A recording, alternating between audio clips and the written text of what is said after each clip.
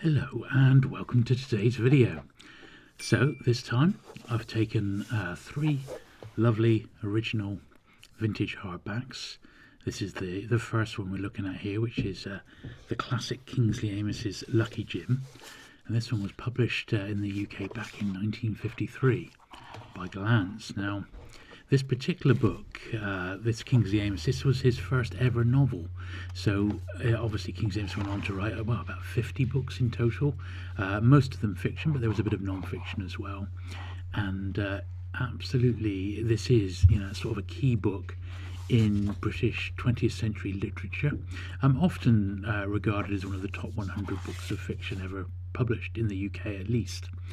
I've always liked Kingsley Amos. I really love his method of writing. It's very easy to read, great prose, and they're just good, fun stories. There's nothing too heavy. It's all a little bit of fun.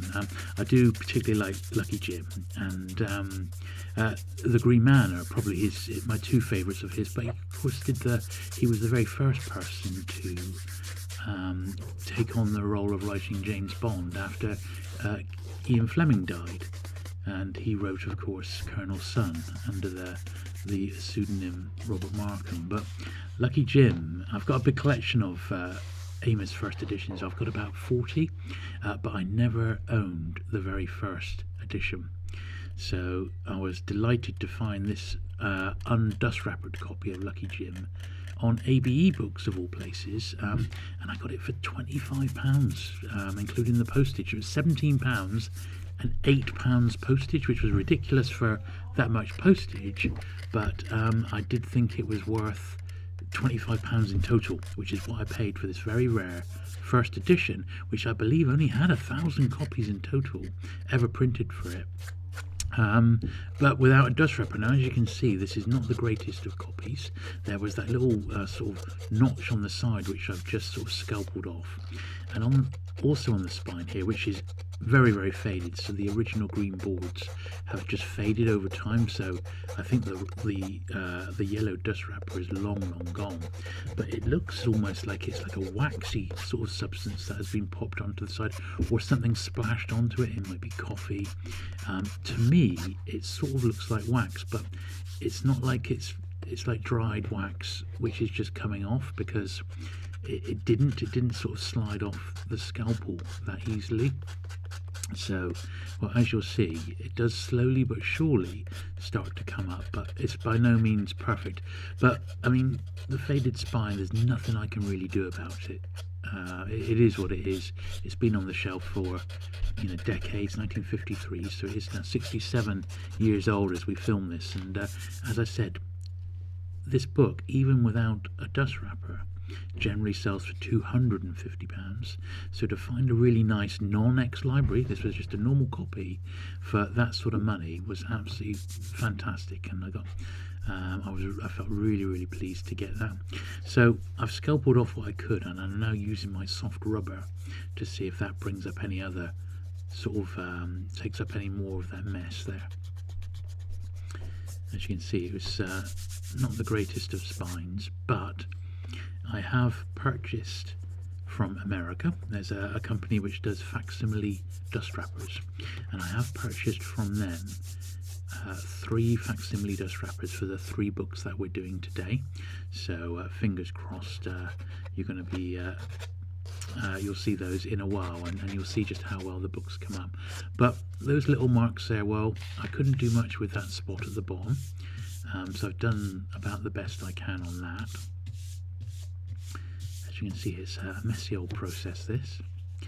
The other thing about this copy of the book was that it was leaning, so it had obviously been read multiple times, probably at least 10 times, and it was internally very foxed, so I couldn't really do much about the internal foxing. I did and ah about possibly rubbing down the page edges. On this one here, I've just got a little a bit of kitchen roll which I've dabbed in a bit of water to just pop on those worst bits of that sort of where it was white, in the hope that this will just it will just sort of melt it out a bit, and in actual fact this is actually quite successful. So I'm just rubbing it in now, being very gentle. Obviously I don't want, water and paper don't exactly get on, but if you're careful, it can actually make a bit of a difference.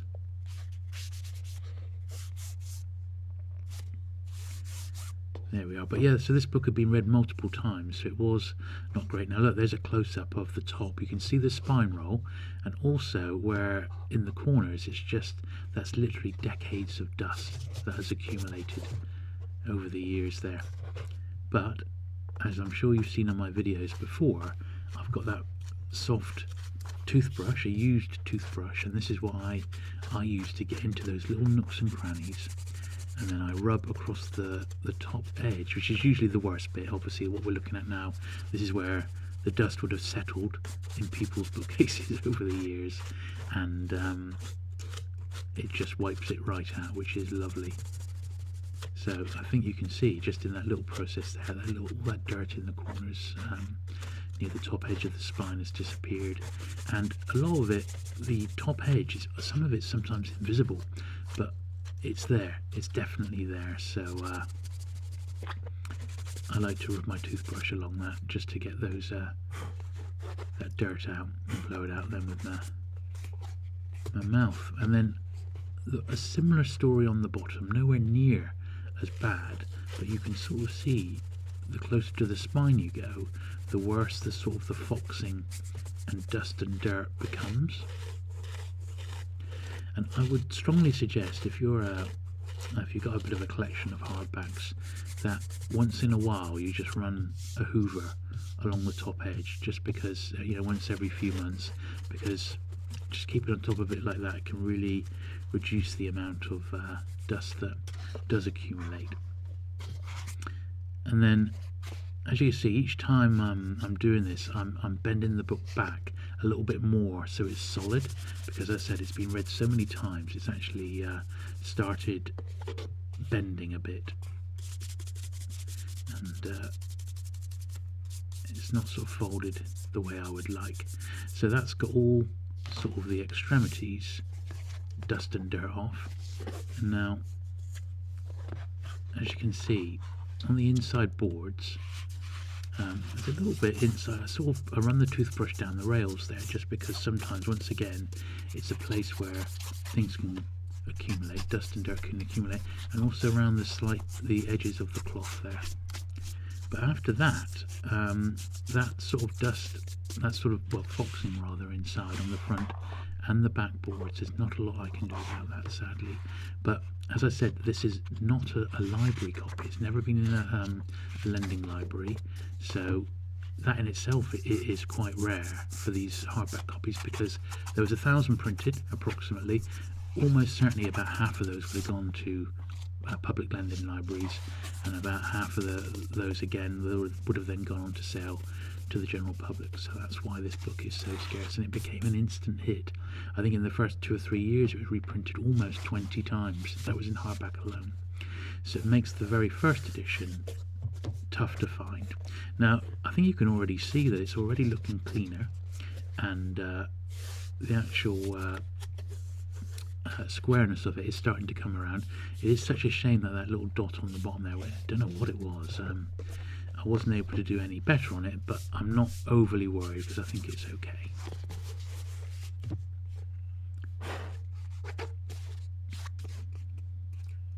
Just checking all the edges here, got it as clean as I possibly can.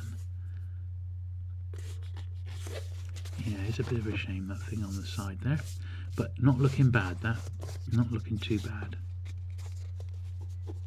It's just, as you can see now, I've gone to the back and I'm starting to sort of crease it back the other way, and what this does is just sort of it's like reverse reading the books if you're reading it from the back to front, and this is sort of putting some creases back into it so that it doesn't spring. And then over time I will get it wedged in with some other books around it so that it remains in a really square state, and it will eventually go back to a bit more in line with what it was when the book was brand new. but that's something which does take a little bit of time, but it's totally possible. I've done it multiple times on different books, and it's just one of those things. You need to have a bit of patience with this. And once again, I'd spotted a bit of sort of heavier foxing right down at the bottom of the rail there. Not 100% sure what caused it, but sort of wiped it off as best I could there with the edge of the scalpel. And I tell you what, just having an old toothbrush around has proved invaluable. Not only do I do my books and my paperbacks as well, the edges, but also action figures are fantastic. You know, you can clean action figures by just soaking them in some hot water and then popping the toothbrush around. It goes into all the little nooks and crannies on a sculpted plastic figure. So here you see me again. I'm going back and trying to get rid of that spine roll. A lot easier to do on a hardback than it is on a paperback, of course. But even on a paperback, this same technique is possible, where you just work your way back to front and recrease it.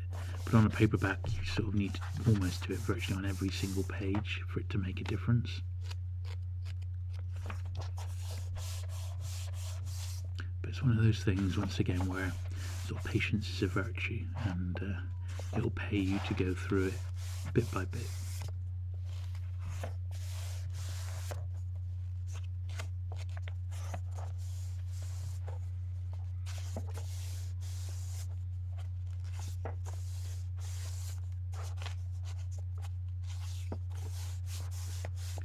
So I do know I have a small community of viewers to my channel who actually love these book cleaning videos, but they like it for the sounds of the books being cleaned and the rubbing of the boards without me waffling on about what I'm actually doing at the same time. So I filmed this video with no sound, and what you're hearing now, I should say no narration with what I was doing going along. So what you're hearing now is me reviewing the video back, and I'm doing my commentary over the top of it.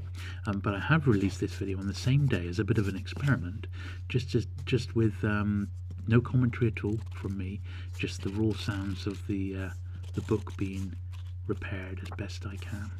And as you can see there, it's still quite supple, the pages. Alright, they've got a little bit of page edge foxing and browning. Absolutely normal with a book which is over 60 years old. That's fine with me. But I've done the absolute best I possibly can on this, just popping out a few bits where there's foxing with a rubber. Now, I have seen people use very light sandpaper to get this page edge foxing off. I didn't feel I wanted to go that far with this particular one. It's not something I've ever really experimented with, and I didn't really want to try it with this, just in case the end result was some really sort of rough edges. And I actually do have a couple of books which I might experiment on, where they've got just one or two blobs of foxing, or there's like an odd mark which has ended up on there, and I might try those and film the results and see how we get on, because that might be quite good for reference going forward.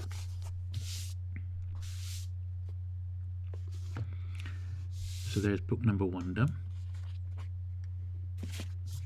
So the next one we've got is something even older, and it's If I Were You.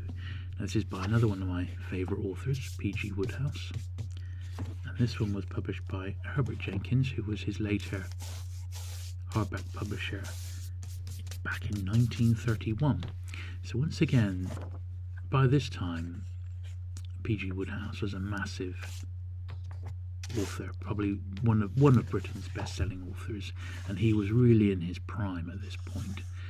So these Herbert Jenkins first editions certainly had huge print runs and were reprinted multiple times. However, finding for any sort of hardback pre-Second World War in a dust wrapper is actually quite difficult to find. There's a little period date there, I think it said October 31.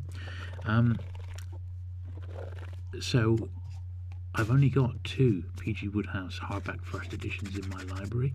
I've got virtually everything in paperback first edition, almost everything. There was a few that came out in the early 30s in the Albatross library, which I'm missing, a couple other odd ones, but on the whole, in paperback, P.G. Wodehouse was published by Pan, who did a few, and Penguin, who did many of his books, and I've pretty much got them all, and I will do a few dedicated videos, or at least one dedicated video on P.G. Wodehouse in paperback quite soon. But this, compared to Lucky Jim, doesn't need anything like the amount of cleaning. Now I've had this and the other Wodehouse first edition, which we'll see in a minute, for well, maybe a decade or two, and because Wodehouse is so very popular, all his original dust jackets have been scanned and are available from the Facsimile company over in San Francisco, which is where I got my Wodehouse facsimiles. And I was in two minds whether to go for these, because you sometimes see first edition Wodehouses in facsimile on eBay, and they look awful, and I don't know why. It may be because the facsimile jackets that have been used aren't anywhere near as good as the professional ones that I've got from the San Francisco based company, which I've used before, and I have done a video on that in the past, and so I shall sort of link to that now. But the ones that, well, you'll see it in a minute when we put the 3 books into dust wrappers, I think you'll be really impressed with just how good these look. And now that I filmed this video about 2-3 weeks ago, this is the first chance I've had to get it edited down and to do the audio for it. So I've had the books back on my first edition bookcase now, and boy oh boy do they look good. They really do look fantastic. It's made me think, oh, I wouldn't mind picking up a few more P.G. Wodehouses in first edition if the price was right, and later on down the line doing a similar thing where I give them a bit of a clean. Oh, this was good. I fished out a little bit of dirt or something that was in the just in on the spine there. Yeah, and getting a few more, maybe say 3 or 4 more P.G. Wodehouses, and getting the first edition facsimile wrappers for them. I'd absolutely love to get some of the Jeeves and Wooster books, because they are my absolute favourites. They're just fantastic.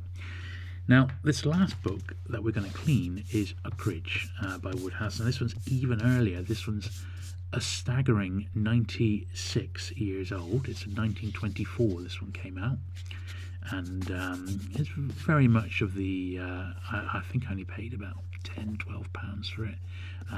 It's very much of the typical sort of Wodehouse period, when life was an awful lot simpler. Nice little original dedication in there, and a bookseller stamp as well, also dated 1924. I absolutely love those sorts of things.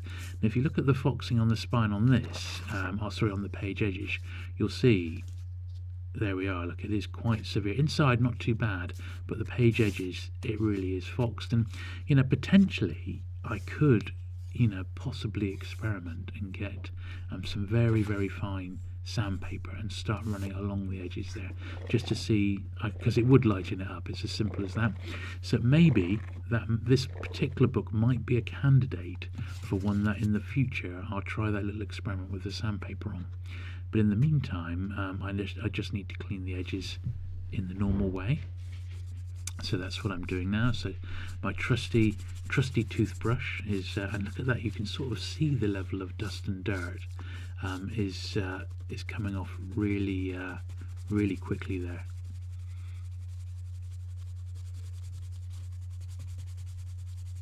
You can almost see, if you look at the left hand side and then you look at the right, you can almost see the difference in the level of dirt that's come off.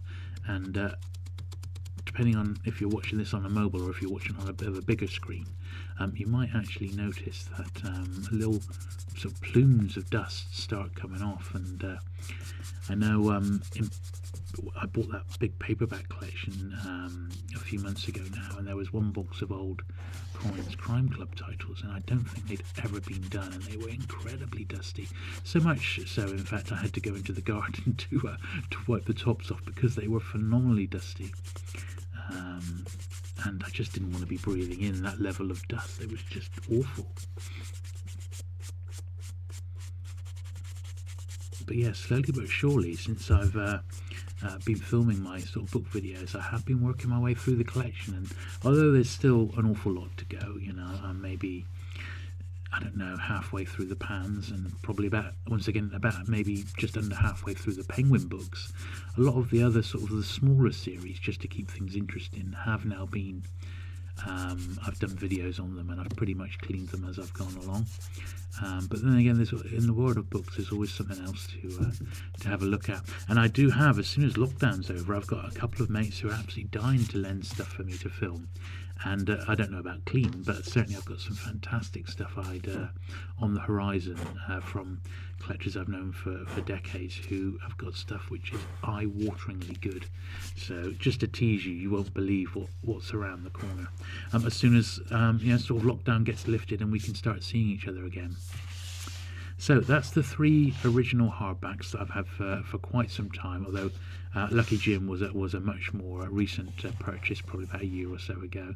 But now what we need to do is pop these into, now they've all been cleaned, is to pop them into some beautiful facsimile dust wrappers, because I want them looking on the shelf as good as they looked when they were brand new, at least as good as I can get. So here you see the original sort of mustardy yellow Lucky Jim jacket. Now, obviously this is a facsimile, and each of these jackets is clearly marked as a facsimile. You see it there just in the bottom right corner near the price, the 12 and 6. You see Facsimile Dust Jackets LLC, so that's that company in San Francisco. Now these have been scanned from the originals and then restored on computer,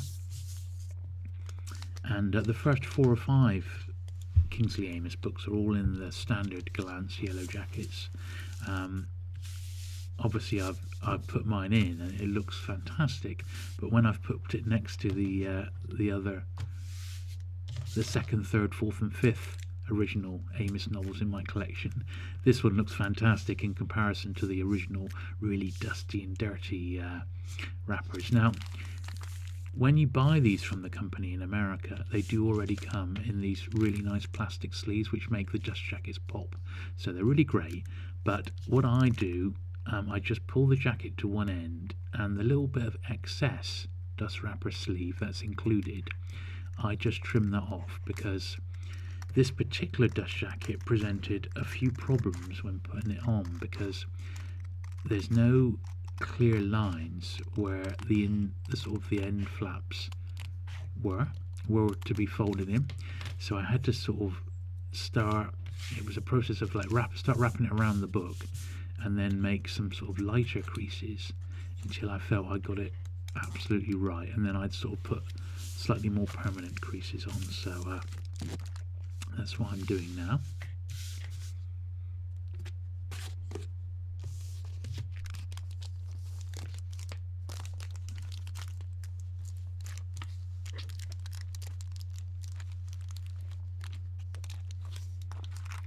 So it's really the first bit is really quite tricky. The Wodehouses were much easier because there was like a clearly defined line where the flaps were supposed to be, but not so much so on Lucky Jim, and it did take a little bit of jiggery pokery. Put it on, is it right? Take it off again, put it on. So I did cut a little bit of that out because it was going on a little bit, but you get the idea.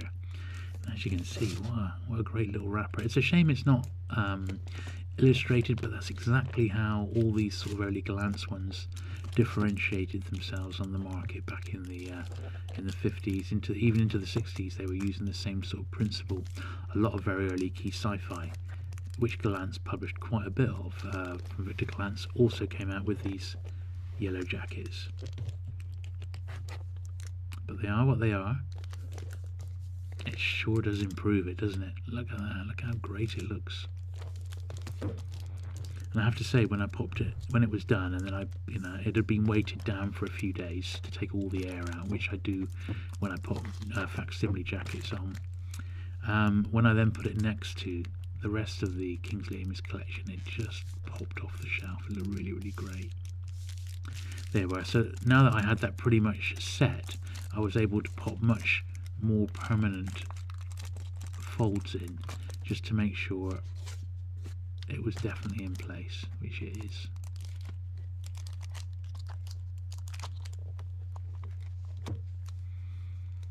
Yes, as I said, Lucky Jim and probably The Green Man are my two favourites, followed by Colonel Sun, his James Bond adventure. His son, Martin Amis, who's still around today. Martin Amis has done a couple of... He's a real good writer as well. I particularly recommend one from him, an early one called Dead Babies, which is another quite scarce first edition, but yeah, obviously these are really easy to find in paperback. So there we are, that one's just about done. It just needs some waiting on it now over a period of a few days, which is what I did. Once these were all in dust wrappers, I kept them weighted down with a load more hardbacks on top for about 3 or 4 days, and then I put them on the shelf and they just slipped in beautifully. So here is the nice colourful jacket from 1931 for If I Were You. I'm not 100% sure who the illustrator was on this, so I won't actually quote it here now, but I think it was the same chap who worked for her on a lot of Herbert Jenkins titles.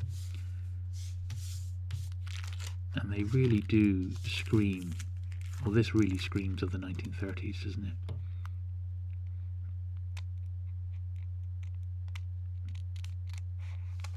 So once again, just cutting down the excess plastic wrap.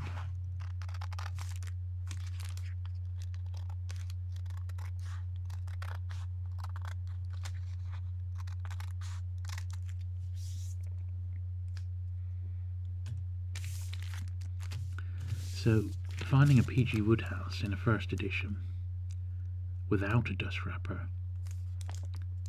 such as this one, it'll probably cost, if you're really lucky, you might get it for £15 to £20 for a Wodehouse of this period without a dust wrapper, which I think is an absolute steal. Now, the actual replacement dust wrapper is probably going to cost you another £10 or so. So you might be outlaying £25–30 for something that looks fantastic on the shelf and is a first edition book, just with the reprint, a facsimile wrapper. This book here, if you had this one in first edition with an original dust wrapper, you're probably talking £600–800. Lucky Jim is regularly seen for £3–4,000 in its original wrapper, which is obscene. But it's because that original wrapper is just so rare. So this is a way, and as you know, I love a good bargain. This is a way, if you want some nice hardbacks in your collection, this is one way to do it. Another thing I've been pulling together, and these will be coming up in a video fairly soon. I've just got a couple more to track down, and that is the Ian Fleming James Bond books, but in book club hardback. Now, even the book clubs which were published, period, from 57, I think the earliest ones are, up until the late, mid to late 60s, they, including Colonel Sun in actual fact, those present fantastic value for money at the moment, I think, compared to the original Jonathan Cape hardbacks, and you will see some of those quite soon. There we are. So that was a much easier process, and boy oh boy, doesn't that stand out something lovely there. Oh, that's great. I absolutely love that. Really nice.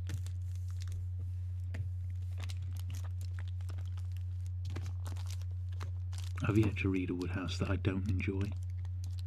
Even golf, which I don't really play. He's done loads of multiple golf stories. His short stories, he was just a master of the short story, which I always love as well. But it's the Jeeves and Wooster ones that are my absolute favourites. Every single one is effortlessly fun. I love them.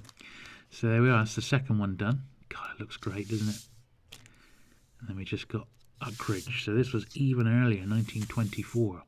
And this, you know, it's a bit more of a plainer dust wrapper, this one. You know, the grey is a bit more sombre, but no less desirable. And one of these would be just sort of legendary in a dust wrapper copy here. You'd be talking 4 figures probably for one of these.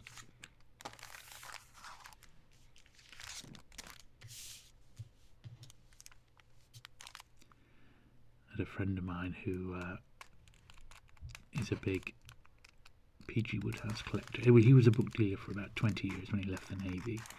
And I remember going around to his house once to pick up some books, and he had an entire bay, sort of like a floor to ceiling, and all that was in it was his P.G. Wodehouse books in hardback. Absolutely fantastic collection. I mean, mind-blowing what he had there. And he knew Wodehouse was eminently collectible, and he thought, yeah, I'll just keep these. And what a good choice. I wonder if he's still got them all.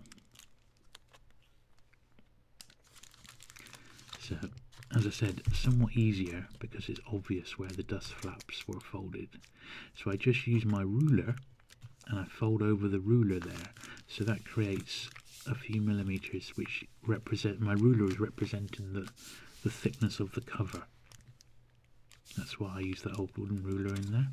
So it's not folding it dead flat, it's folding it with a bit of an edge, a bit of a gap.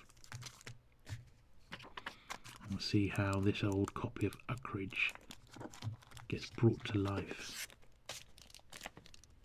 when it's got its facsimile dust wrapper wrapped around it. Look at that.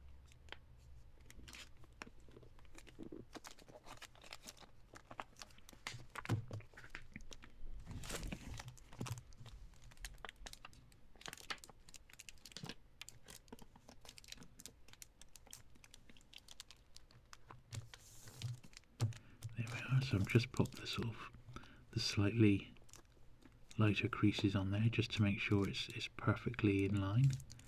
Then I can just crease down and make them a little bit more permanent.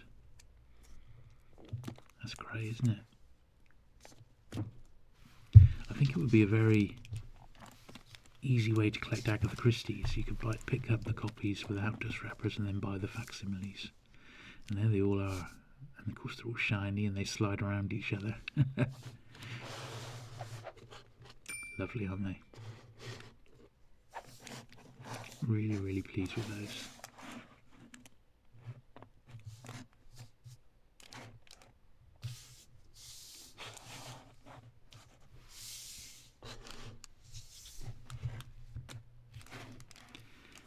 Yep, they look very, very nice, and believe me, they look great on the shelf as well.